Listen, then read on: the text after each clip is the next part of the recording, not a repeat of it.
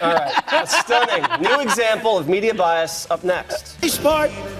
We're doing better in all of these states than we did on election night, despite only negative publicity, only negative stories from the fakers back there. In Helsinki, I had a great meeting with Putin. They wanted me to walk up and go like this. They wanted me to go up and have a boxing match. President Trump again taking aim at the media as some members of the press continue to help him prove his point.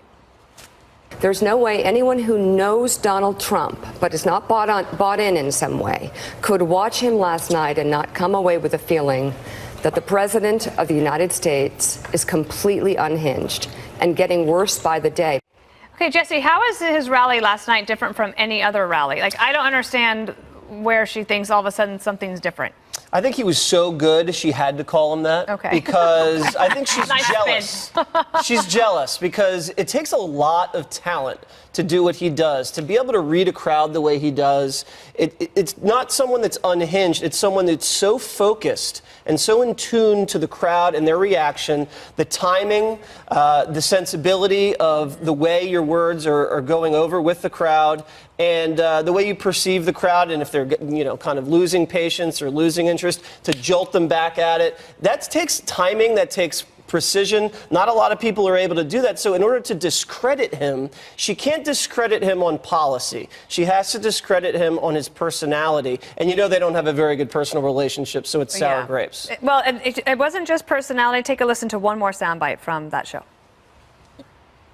Is it okay? It sounds like maybe he's losing his mind. Is this a stability issue? Because I feel like some might argue when you see him off prompter, he doesn't really seem to be there. What do you mean doesn't by really that? connect with the reality of the situation.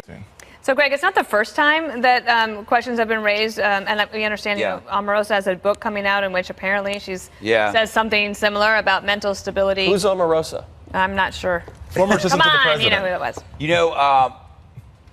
was. In regards to Mika, there's a good rule that you can always use.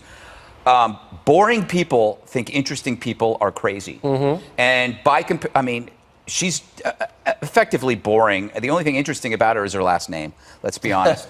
So I think you can be harsh about her because she offers no medical evidence. She offers had no medical expert there. She's not a doctor.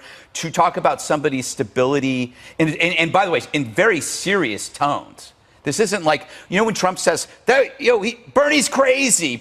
He's basically trash talking, on the street.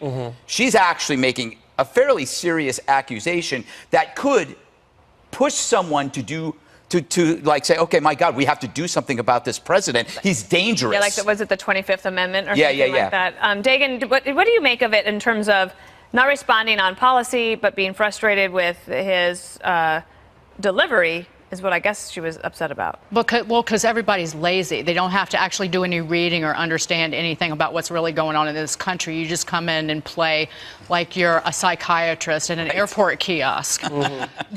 Again, what are these screeching, preening peacocks going to do when President Trump isn't in the White House anymore? They're going to go back to genuflecting and rump smooching to get an invite to the White House Christmas party. It's embarrassing. My dad told me, and I think that this is playing out in America. When I first started working as a financial journalist about a quarter of a century ago, he said, okay, honey, you are below repo men and people who work in carnivals and IRS auditors in terms of how people distrust you and dislike you. So enjoy that the rest of your life. And I think that this is nothing new. I mean, people hate press, and they just hate is it these effective with Democrats, though? No.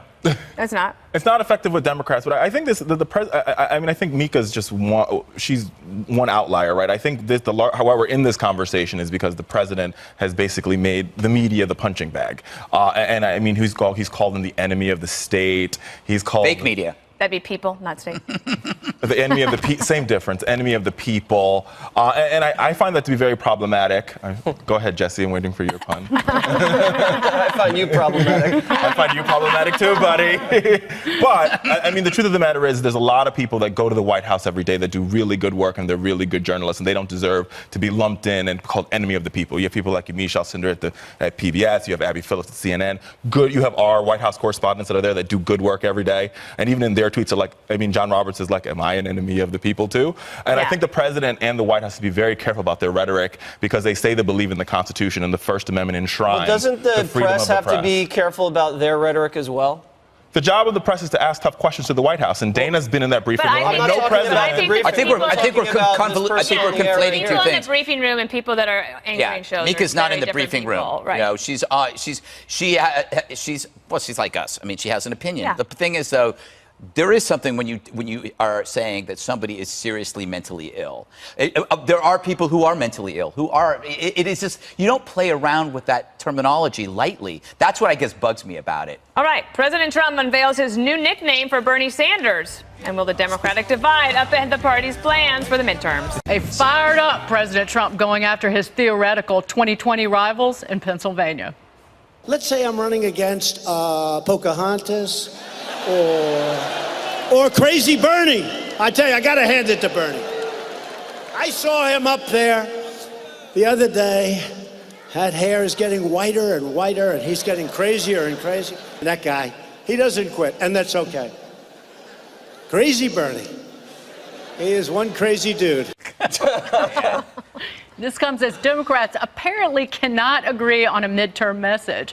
Politico reporting progressives are meeting right now in New Orleans with plans to push the party toward impeaching him. Dana, is that a loser? Yes, it's a loser. I actually pitched this today because I think that's why I went to you first. Thank you. Good, thank you. There's so many people working in the Democratic Party who are trying to figure, like the third way guys, even the DCCC, the DNC. Pelosi says, we're not doing impeachment. We're not talking about it. We're not doing it. And there you have Tom Steyer, this billionaire, who's like, why isn't anybody taking me seriously? I was going to give you money. I want you to say impeachment. And they're like, please don't do that. I think that politics by these billionaires that are trying to influence the election, like Tom Steyer, it's not good. And then you have I should go to Richard on this, but they're frustrated with the Democrats because I think you haven't done enough to go after President Trump. I think that the Democrats do have time to figure out a midterm message. They have another month or so, get to Labor Day, and then they can drive it home, whatever they decide on that they're going to do. Turnout's really important. Turnout matters in this election more than any other. But if you don't have a good message, your turnout won't matter. So I have a couple things. I agree, turnout's very important. I think the talk of, so the Netroots, they're talking, the conference they're talking about is Netroots. Mm-hmm. Netroots is very similar to CPAC. It's, it's activist. It's the far left, just like CPAC is the far right.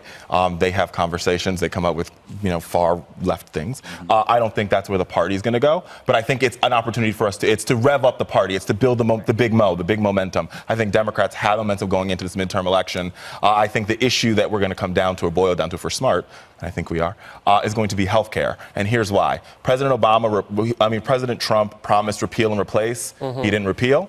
He didn't replace. And in October, when they announced the new Obamacare premiums, which are going to be through the roof, the one party you can blame for that is the GOP.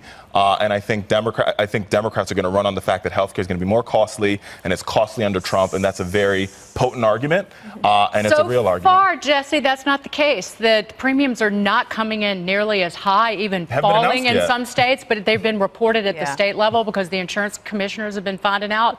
And then also, you had this initiative this past week in terms of opening up the market and letting individuals buy short-term health plans, which are essentially against the law based on Obamacare rules, another rule that the Trump administration is rolling back. Again, you run on people's money, you're going to lose because the economy is so good. Yeah, there's more cheaper options now with health care. After President Trump came out with these deregulations, they're slowly chipping away at Obamacare, but then Trump's like lighting things on fire and the media's looking that way and he's zigging that way. It's funny watching Bernie and Pocahontas, or he calls her Pocahontas. I can't imagine Trump ever losing a war of words against whoever the Democratic nominee is. There's no way Bernie Sanders is verbally equipped to go toe-to-toe with the president.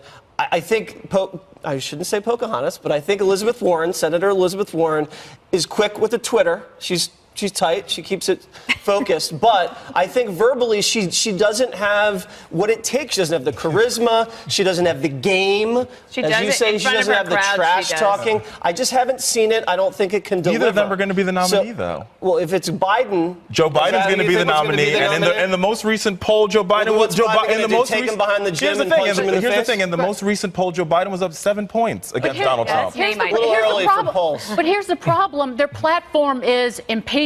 That's not true. Abortion and open borders. That's not true. That is not true. A winning Yeah. trinity. That's what we hear the most about. Every party has an angry fringe, right and left. But in the Dems, it's less of a fringe; it's the whole dress. But the party's going to have to pick a side, and one part of that party is going to be subservient to the other. So that's what you're going to see. I want to talk about the trash talking because I talked about how Mika was talking about the mentally ill, and you have Trump calling Bernie crazy. There's a key difference there. The trash talk, he's giving Bernie a nickname over his beliefs. The idea that he's a socialist in America is crazy, and it's always it's. Socialism is destructive practice that is chosen by incredibly rich people because they can survive it. All the rich liberals in California, all the rich liberals in New York City, they can embrace a socialist candidate or a very liberal leaders because they're wealthy enough to sustain the punitive policies that nobody else can. That's crazy. And that street talking, he's trying to stick that to Bernie as opposed to actually saying he is clinically mentally ill and I worry about the state of the country. Can I just make one point? No, Richard, you can't. No, I'm you kidding. can't. No, the one point I want to make is that Republicans get mad when we call them the party of the rich because you guys. I'm not saying that you guys are the party of the rich. We get mad when you say we're open borders because we aren't open borders. I agree. Because Barack Obama spent a lot of money protecting the border. So stop saying we believe in open borders because it's just not true. Keith Ellison wore a T-shirt that says "I don't believe in borders." That's one person. He's That the is not number the 2 entire guy in your party. Well, he's the number 2. No, he's not. Yes, he is. Here's what Nancy- we do keep hearing: Medicare for all. Medicare already is going broke in 8 years. Medicare for all is going to be $33 trillion. We would have to double the amount of money that we take from the American people in terms of taxes, and it still wouldn't pay for it. That's crazy. But you're not going to pay healthcare premiums anymore. One crazy dude.